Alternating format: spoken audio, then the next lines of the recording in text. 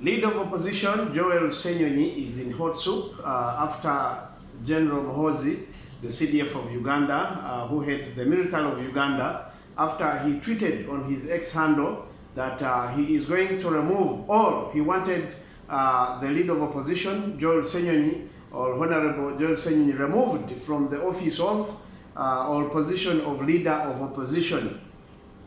Many Ugandans, as usual, they took him for granted. They took him as a joking character, as they always take him every day. And later, within the same week, we saw one member of parliament representing Buyaga West County, called Honorable Dennis Namara, who addressed the media or the press that he is seeking leave of parliament so that he can be granted that chance to go and prepare a bill that will seek to remove leader of opposition from that position of law, and also to amend the law that brings the leader of opposition into that office. Now, if this law is, if this bill is passed,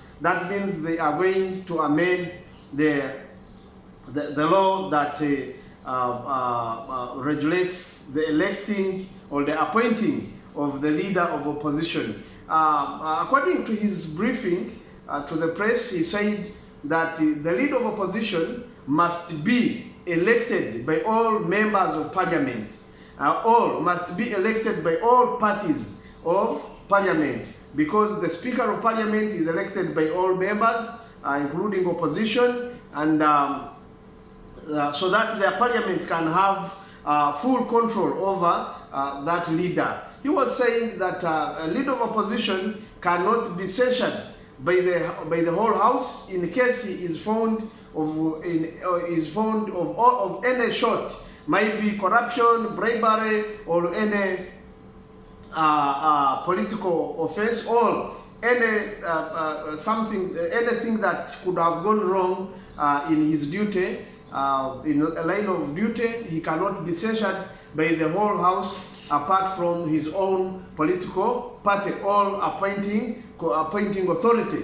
Now, Honorable Dennis Namara is saying that that should stop, that the entire parliament must have full control of the leader of opposition, so that the proper accountability can be brought to transparency. Now, this might not be business as usual, and it may affect the function of this office, or even the influence of opposition in Uganda. But what brings all this? I believe I have observed opposition activities for quite long, and I'm in the capacity to analyze and see why is opposition of Uganda being weakened every day, now and then. One of the factors is that opposition lacks cohesion as a community. They lack to come together, believe together, have a uniform approach as members of opposition, regardless of political parties. This could be that the members lack unity. And of course, there is no any other definition of that, is only that these members, many of them are greedy, and they come with self-interests or personal interests. So you cannot tell someone that let's believe together, let's think together, let's unite and do this together. So that is why opposition has continuously faced this kind of challenge. The second factor is that opposition members have contempt. They have always undermined General Muhoozi, calling him names, not knowing that this gentleman he's actually not as stupid as they think.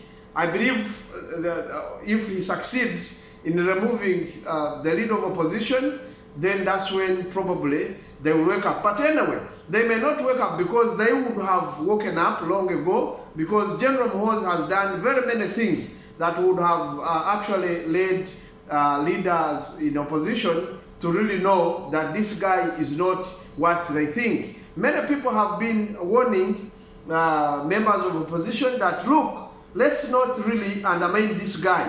Let us focus on him and see how we can apply him, because the way he is doing things, he really doesn't seem to be what we take him to be.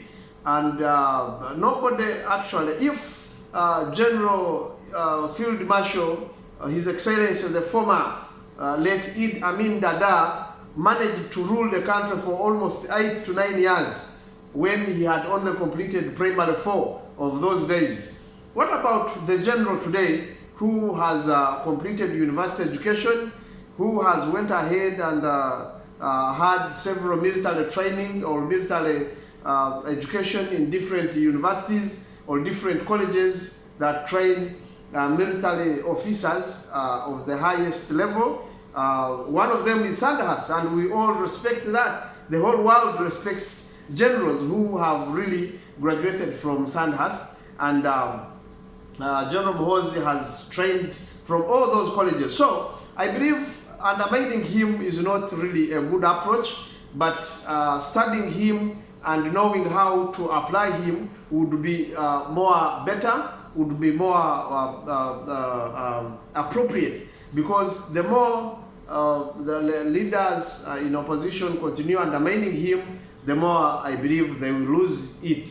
I believe very soon, if they don't wake up, if actually leaders of opposition do not come back in their drawing board and sit as members of that community and really think on what to do next, I believe they will really wake up late when the man is already in the State House, and this will not be easy for them really to control.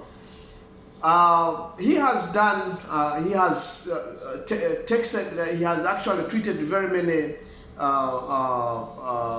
things, and they have come to happen in our country. And I believe this would be enough for we who seek change, or those who would love to see different leaders also coming to leadership. They would have, this would have awakened them to change the approach. This kind of approach now the opposition members are using is not promising at all. It cannot bring any person from opposition to a position of president. First and foremost, the contempt does not only go to or end to the leaders in power, but they also undermine those who, the supporters that support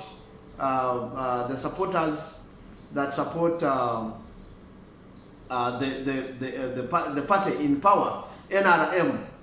And I believe that is a very wrong move. It is a very wrong and uncalculated move, because I believe as opposition you would be doing more in making sure you convince. You would be doing more acts or more actions that convince supporters of NRM to really think of other ways.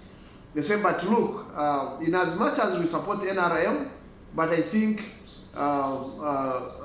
this person in opposition is also doing well. His ideas are brilliant.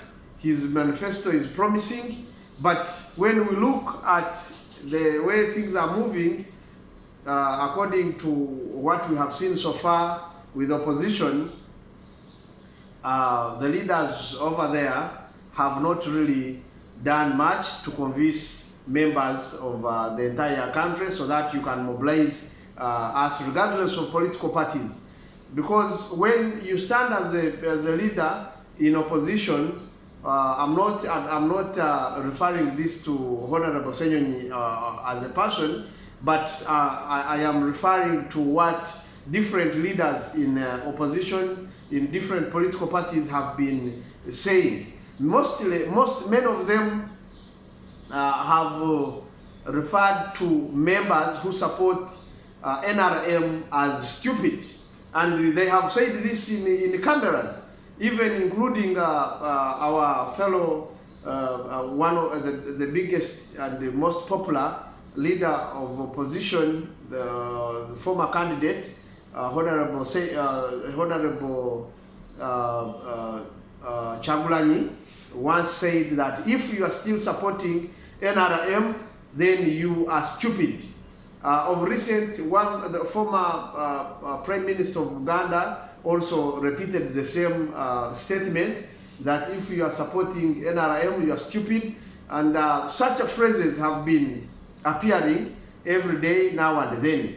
But I don't think if you are really convincing a person to join you, you would refer him as stupid, and that person will really continue following you, or will be convinced really to come and join you in your struggle. So I believe we need, as opposition, to also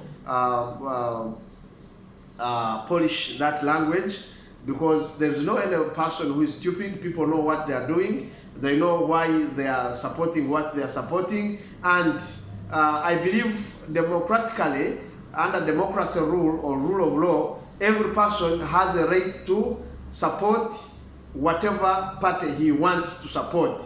So if you want a member to change from one party to another, you really need to convince that person. You really need to convince that person so that the person gets a reason why to support you.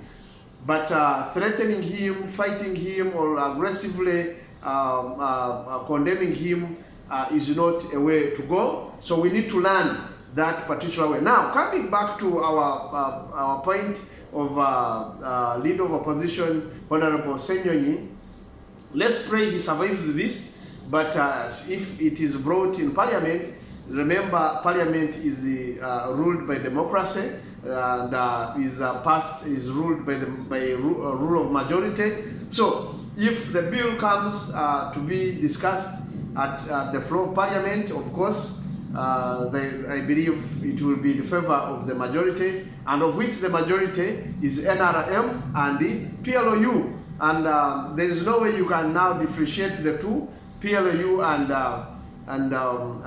NRM. So because one influences the other. Actually, this must be a wake-up call for many people to know that Muhoozi is no longer a drunkard you are thinking. So the more you continue thinking that Muhoozi is a drunkard, or is that dumb, is that stupid, then you will really wake up late when he has already taken over power.